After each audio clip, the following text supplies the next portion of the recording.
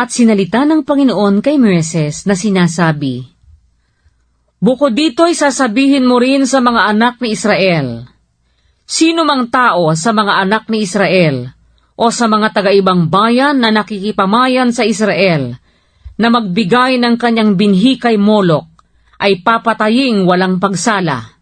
Siya'y babatuhin ng mga bato ng mga tao sa lupain.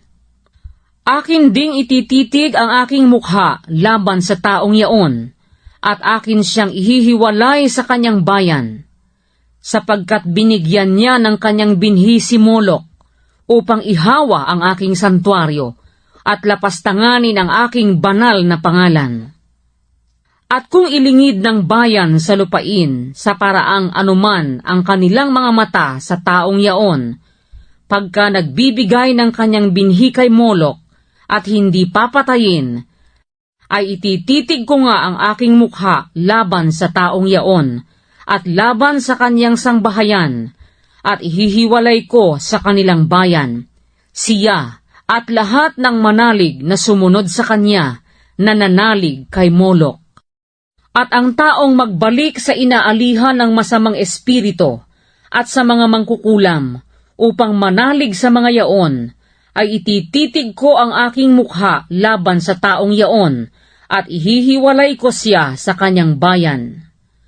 Magpakabanal nga kayo, at kayo'y maging banal, sapagkat ako ang Panginoon ninyong Diyos. At iingatan ninyo ang aking mga palatuntunan, at inyong isasagawa. Ako ang Panginoon na nagpapabanal sa inyo.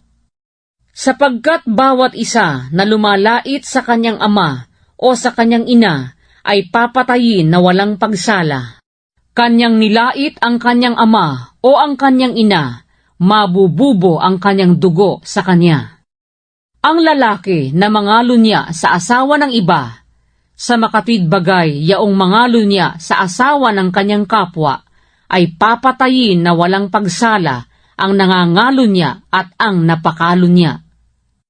At ang lalaking sumiping sa asawa ng kanyang ama, ay kahubaran ng kanyang ama ang kanyang inilitaw. Kapwa sila papatayin na walang pagsala, mabububo ang dugo nila sa kanila. At kung ang isang lalaki ay sumiping sa kanyang manugang, ay kapwa sila papatayin, sila'y gumawa ng kahalay-halay, mabububo ang kanilang dugo sa kanila. At kung ang isang lalaki ay sumiping sa kapwa lalaki, na gaya ng pagsiping sa babae, ay kapwa sila nagkasala ng karumal-dumal, sila'y papatayin na walang pagsala, mabububo ang kanilang dugo sa kanila. At kung ang isang lalaki ay mag-asawa sa isang babae, at sa kanyang ina ay kasamaan, susunugin sa apoy kapwa siya at sila, upang huwag magkaroon ng kasamaan sa inyo. At kung ang isang lalaki ay makiapid sa hayop, ay papatayin na walang pagsala, at papatayin din ninyo ang hayop. At kung ang isang babae ay lumapit sa alinmang hayop at pasiping, ay papatayin mo ang babae at ang hayop, sila'y papatayin na walang pagsala, mabububo ang kanilang dugo sa kanila.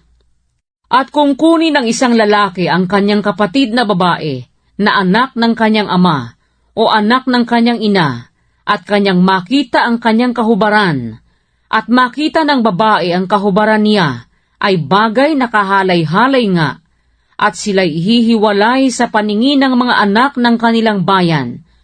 Ang kahubaran ng kanyang kapatid na babae ay inilitaw niya, kanyang tataglayin ang kasamaan niya. At kung ang isang lalaki ay sumiping sa isang babaeng may karumalan, at ilitaw ang kahubaran niya, ay kanyang hinubdan ang agas niya, at siya naman ay lumitaw ng agas ng kanyang dugo, at sila'y kapwa ihihiwalay sa kanilang bayan. At huwag mong ililitaw ang kahubaran ng kapatid na babae ng iyong ina, ni ng kapatid na babae ng iyong ama, sapagkat hinubdan niya ang kanyang kamag-anak na malapit, kapwa magtataglay ng kanilang kasamaan.